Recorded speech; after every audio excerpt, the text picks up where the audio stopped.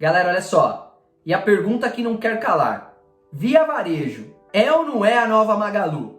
Mas antes de eu responder essa pergunta, eu quero convidá-los aqui a se inscreverem no meu canal, a ativarem o aviso de notificação para todas as vezes que eu subir um vídeo, vocês serem avisados.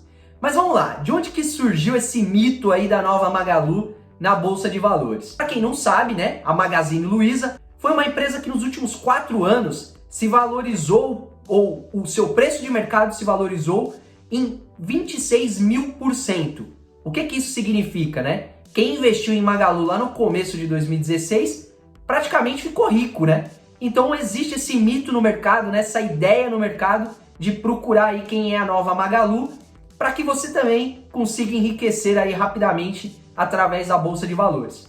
Mas então olha só, por que a Via Varejo, né, ela surgiu aí como uma candidata à nova Magalu? Obviamente que existe uma coincidência de uma ser concorrente da outra, né?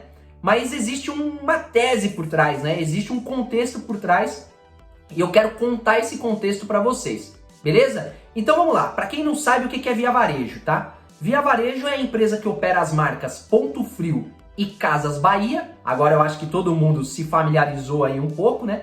E o que acontecia, né, no ano passado, ali no início do ano passado em Via Varejo, né? A empresa que tinha tudo para ser um monstro aí das vendas, né? Principalmente aí no ramo aí de eletrodoméstico e imóveis, né?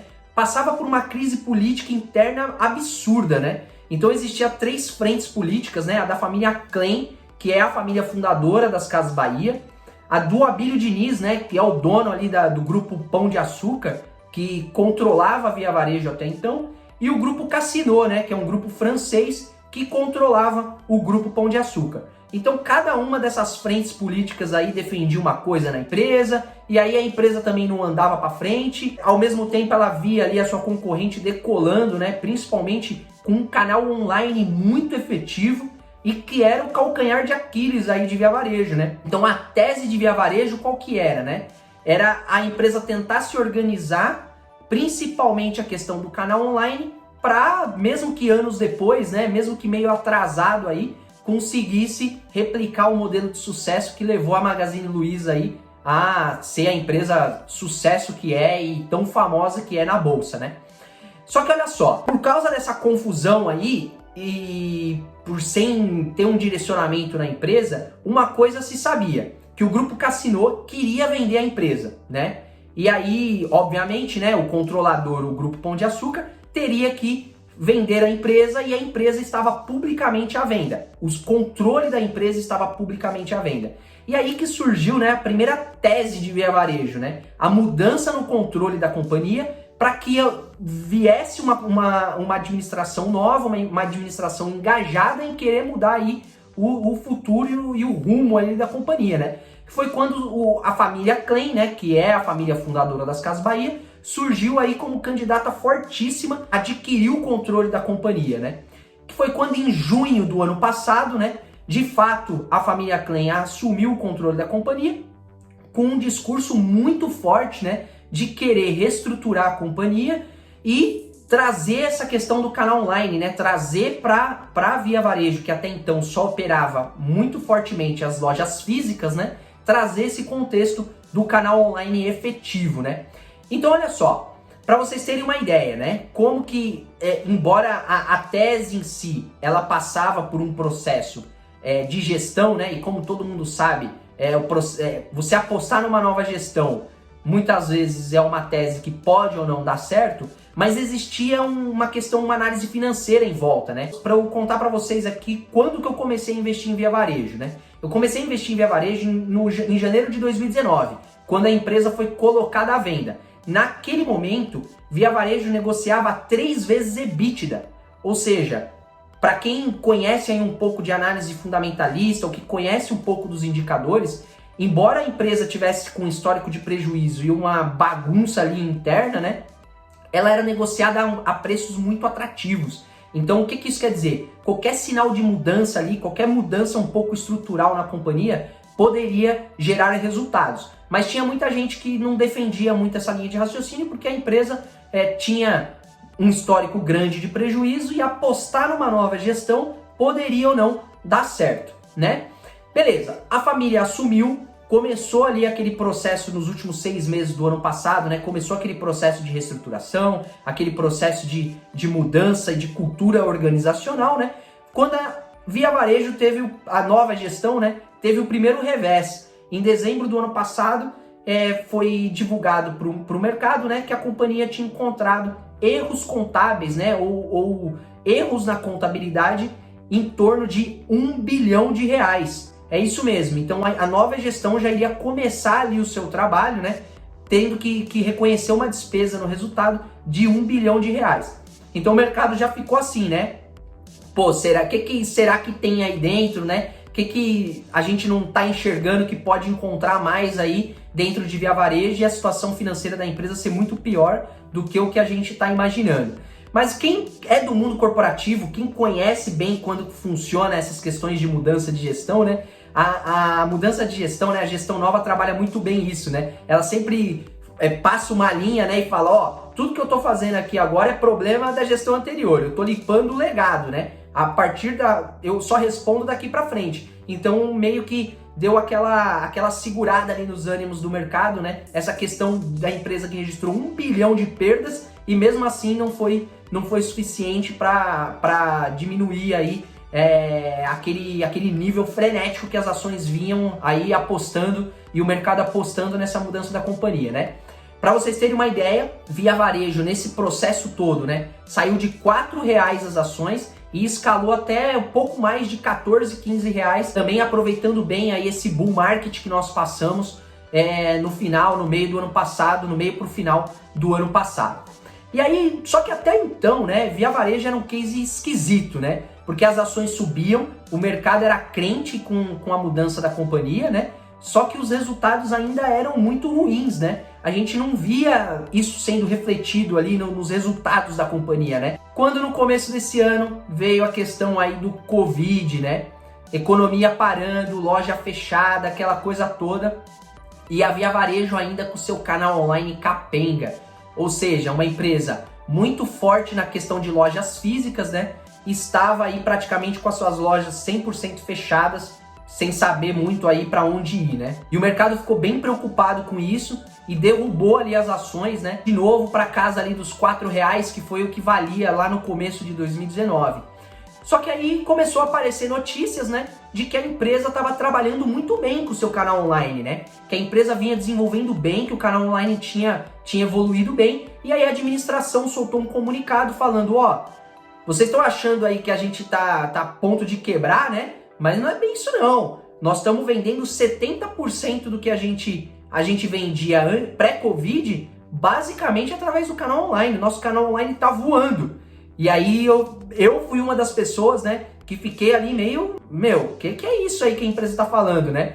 Até alguns meses atrás, né, a empresa tava capengando no canal online e de repente ela tá voando, então, o canal online tá voando, né?